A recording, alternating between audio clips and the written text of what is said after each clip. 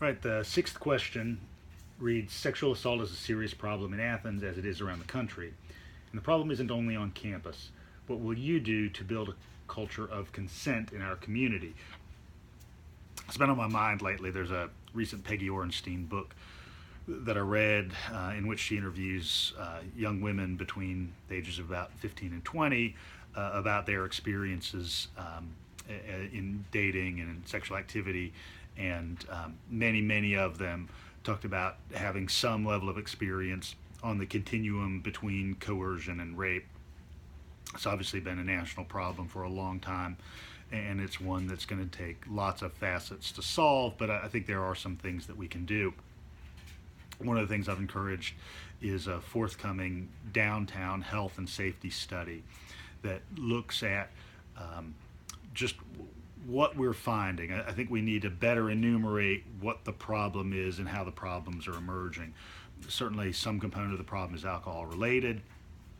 Not only alcohol related, but given that that's a component, we need to ask ourselves, how can we winnow that aspect of the problem? We also need to make sure that support is easily available and accessible. That's sort of on the other end of the continuum. You know, once somebody has been assaulted, we need to make sure that people feel comfortable seeking support. That's been a problem in the past, and I want to ensure that that does not continue to be a problem. I think we also need to work with our partners at the university and our partners in the school district to ensure that there are educational opportunities available. You know, when you look at surveys of young people, often people really don't have a clear idea of what that culture of consent is that the question references. And I think promoting that is something that we need to continue to do, again, through our institutional partners as well as through our own local police department and other departments.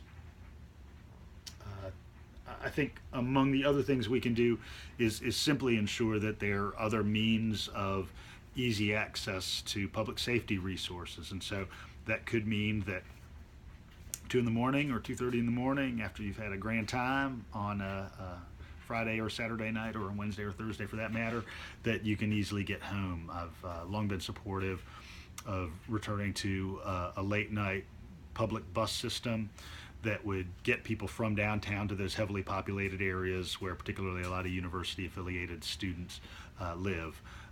So that nobody has to put themselves in a compromising position because there is a public resource available to them. I wish I could snap my fingers and ensure that every person from childhood on really got better lessons in their home and community and elementary and middle and high schools, but we know people come to the table without having had ideal experiences for education and for self-empowerment.